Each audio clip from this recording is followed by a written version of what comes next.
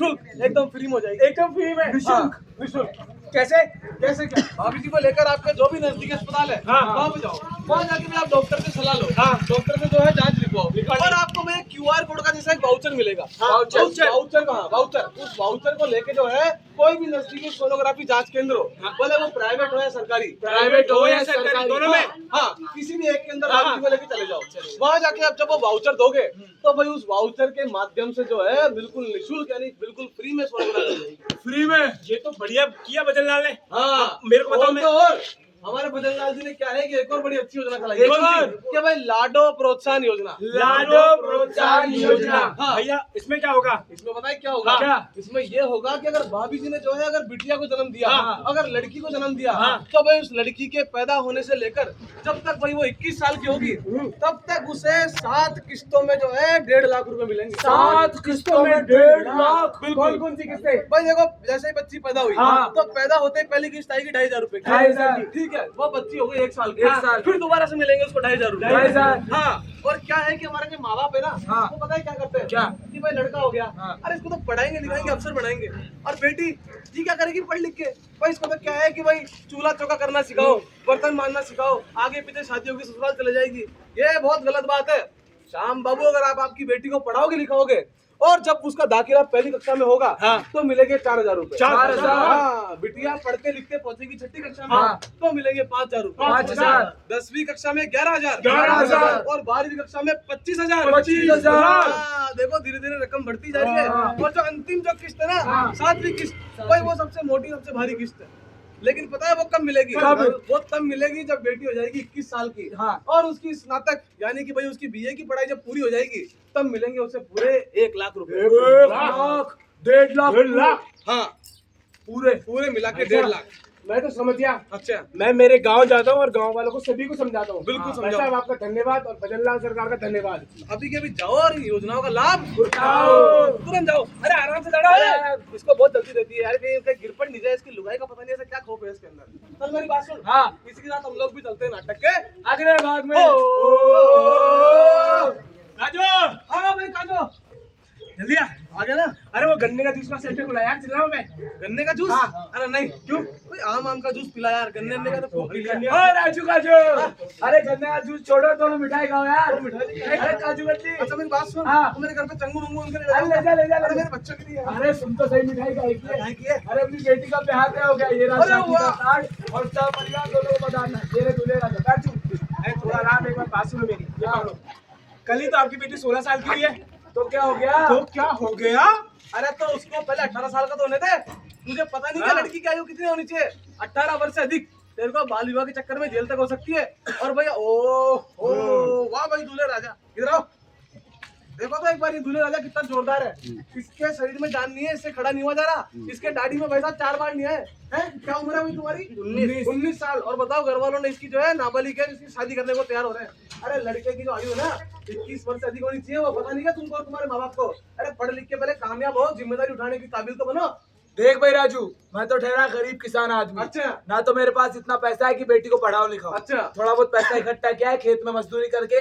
बाप की जिम्मेदारी होती है बेटी का ब्याह करना। 2 मिनट चुप रहे। बाप की मजदूरी होती है वो होती है, मेरे को तेरी मजदूरी और वो मजबूरी मत समझा। समझ गया ना भाई? क्या है कि हमारे जो भजन लाल जी ना, वो भी अपना पूरा फर्ज निभा रहे हैं। कौन सा? कैसे? उन्होंने क्या है कि तेरे जैसे भाइयों के लिए बड़ी अच्छी योजना चलाई है। कौन सी? कि भाई सामूहिक विवाह सम्मेलन योजना। सामूहिक विवाह सम्मेलन योजना। इसमें क्या होता है? इसमें ये होगा कि अगर आप इस योजना के तहत अगर आप बच्ची की शादी करोगे तो उसे क्या है कि पूरे 21,000 रुपए मिलेंगे। 21,000? और 4,000 मिलेंगे उस सम्मेलन संस्था को। अच्छा, मतलब कब मिलेंगे, कैसे? अरे भाई कब और कैसे? वो ऐसे मिलेंगे कि आपकी जो है पहली बात तो जो है बेटी की जो उम्र है ना, वो 18 वर्ष से अधिक होनी चाहिए। 18 से। और दूसरी बात, लड़की जो है वो राजस्थान की निवासी होनी चाहिए। राजस्थान की निवासी। ठीक है, कुछ भी नहीं करना भाई। जो भी आपकी शादी की चाहिए 15 दिन पहले जो है आपको पंजीकरण करना पहले। हाँ, उसके लिए चाहिए छोटे मोटे दस्तावेज। जैसे कि भाई वर और वधू दोनों के जो है आधार कार्ड, वर और वधू दोनों के जो है मूल निवास प्रमाण पत्र, आयु प्रमाण पत्र, और तेरे बैंक खाता की जो पासबुक डायरी पैसे के लिए, वो सब कुछ। बस। और भाई एक और बड़ी अच्छी योजना है। एक और? हाँ, उनके अपने किसान भाइयों के लिए है। कौन सी बता? किसान सम्मान योजना। किसान सम्मान योजना। इसमें पता है क्या होगा? क्या? इसमें क्या है कि हर साल प्रति वर्ष जो है हमारे भजनलाल जी की सरकार है ना, हाँ। तो हमारे किसान भाइयों को 9,000 रुपए देगी। 9,000? हाँ, वो भी हर साल। हर साल? हाँ। अरे भाई, अब तो मैं अपनी बेटी को सबसे पहले पढ़ाऊंगा, लिखाऊंगा, स्नातक तक पूरा, और फिर उसी के बाद में जब वो 18 साल की हो जाएगी तब सामूहिक विवाह सम्मेलन में उसका ब्याह करूंगा। बिल्कुल, अभी के अभी जा और इन योजनाओं का लाभ उठा, और भाई खुद भी जाओ और दूसरों को भी जगा। अभी के अभी जाओ भाई। तो भाई इसी के साथ हम लोग भी चलते हैं नाटक के आगे भाग में।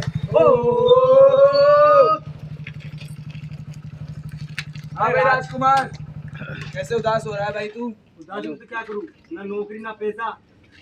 यार इसके साथ भी इधर मेरे साथ में ना नौकरी ना पैसा, नाम इसका राजकुमार है। हालत देखो कैसे, इसकी दशा कैसे हो रखी है, पटियाल हो रखा है। मेरी बात सुन, बीए की पढ़ाई तूने पूरी कर ली, पढ़ा लिखा तू आदमी है, तू भाई नौकरी की तैयारी कर रहा है। नौकरी भाई आज नहीं तो कल लग जाएगी है। तब तक के लिए क्या है, तेरे लिए एक बड़ी अच्छी योजना है। कौन सी? हमारे भजनलाल जी ने एक योजना लेकर आए हैं कि भाई जी राम जी योजना। जी राम जी योजना। हाँ। भाई साहब, इस योजना में क्या होगा? इसमें ये होगा कि भाई सबसे पहले तो क्या है कि तू बेरोजगार भत्ते के लिए आवेदन कर। हाँ, हाँ। तुझे हर महीने बेरोजगार भत्ता मिलेगा। उस भत्ते के पैसे से जो है भाई तेरी छोटी मोटी पैसे की समस्या दूर हो जाएगी, तेरा छोटा मोटा गुजारा चला। और भाई साथ साथ में जो है पढ़ाई लिखाई की तैयारी कर, नौकरी की तैयारी कर, ठीक है। और तो और भाई पहले जो 100 दिन का रोजगार होता था हाँ। नरेगा का, हाँ। अब भाई वो बढ़ा के कर दिया 125 दिन का। 125 दिन का? हाँ। और जो मजदूरी का समय है वो बिल्कुल निर्धारित, यानी कि मजदूरी का टाइम जो है बिल्कुल फिक्स हो चुका है। फिक्स। आपसे कोई भी ठेकेदार समय से ज्यादा मजदूरी नहीं करवा सकता। अरे भाई साहब, ये तो बहुत अच्छा किया सरकार ने। ठेकेदारी तो हम लोगों का खून चूस लेता है, बिल्कुल, और ओवर टाइम का पैसा भी देता नहीं वो है। भी नहीं देता। तो अभी के अभी जाओ और भाई इन योजनाओं का लाभ उठाओ। समझे। और भाई युवा नीति को ध्यान में रखते हुए एक और बड़ी अच्छी योजना ये है। कौन कौन? उसमें पता है क्या होगा? क्या? उसमें ये होगा कि भाई हमारे जो भी हमारे युवा भाई, हमारे युवा साथी है भाई, अगर वो उद्योग धंधा, कोई फैक्ट्री बिजनेस वगैरह कुछ करना चाहते हैं, तो उसके लिए क्या है कि उन्हें 50 लाख से लेकर 1 करोड़ रुपए तक का जो है ऋण यानी कर्जा दिया जाएगा, वो भी बिना ब्याज के। ये तो हमको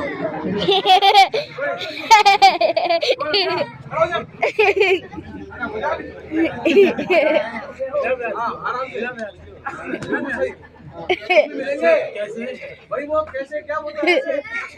कि भाई आपका जो भी उद्योग धंधा है उसकी क्या है कि एक प्रोजेक्ट फाइल पूरी रिपोर्ट तैयार करो, हाँ। सरकार के पास लगाओ। हाँ। जैसे आपकी फाइल पास होगी आपको जो है ये कर्जा मिलेगा, वो बिना ब्याज के। और भी भाई बहुत सारी योजना है। उज्ज्वला योजना, बेटी बचाओ बेटी पढ़ाओ, बालिका पेट्रोलिंग, और निःशुल्क स्कूटी योजना। बिल्कुल। इसमें पता है क्या होगा? क्या? भाई हमारी जो भी बच्चियां 12वीं कक्षा में है, हाँ। अगर वो सीबीएसई बोर्ड से 75% से अधिक अंकों से पास होती है, और अगर वो आरबीएसई बोर्ड से 65% से अधिक अंकों से पास होती है, तो क्या है कि हमारी राजस्थान सरकार है ना, भजनलाल जी की सरकार, वो उन बच्चियों को जो है अच्छे नंबरों से पास होने पर निःशुल्क स्कूटी यानी बिल्कुल फ्री में स्कूटी देगी। स्कूटी देगी? या तो बिजली वाली, हाँ, या फिर पेट्रोल वाली। पेट्रोल लीटर, पेट्रोल साथ में फ्री। वाह। अच्छा, तो पेट्रोल और स्कूटी फ्री? बिल्कुल। मैं तो अपनी बहन को ले जाऊंगा, पढ़ाऊंगा, पिलाऊंगा, लिखाऊंगा, जाओ जाओ। अरे इसको तो भाई इसी के साथ हम लोग भी चल रहे हैं नाटक की अंतिम पारी में, और उसमें भाई इन सबको सुनाएंगे हम एक प्यारा सा गाना। क्या भैया, रंगमंच से आए हैं कर्नाटक के साथ संदेशा लाए हैं, भैया हम रंग से आए हैं, कर्नाटक के साथ संदेशा लाए हैं, संदेशा लाए हैं, संदेशा लाए हैं, संदेशा लाए हैं, संदेशा लाए हैं, भैया हम रंग से आए हैं, कर्नाटक के साथ संदेशा लाए हैं। संदेशा एक बहुत ही प्यारा हम सबके लाभ का संदेशा है। तो इस संदेशे को जो है खुद तक ना रख के अपने जो भी राजस्थान निवासी भाई बंधु है उन सब तक पहुंचाओ, अपने आस पड़ोसी, रिश्तेदार, यार दोस्त, उन सबको बताओ, और खुद भी इन योजनाओं का लाभ उठाओ, और बाकी जो लोग हैं उन सबको भी योजनाओं के बारे में बताओ। बहुत बहुत धन्यवाद आप सभी का।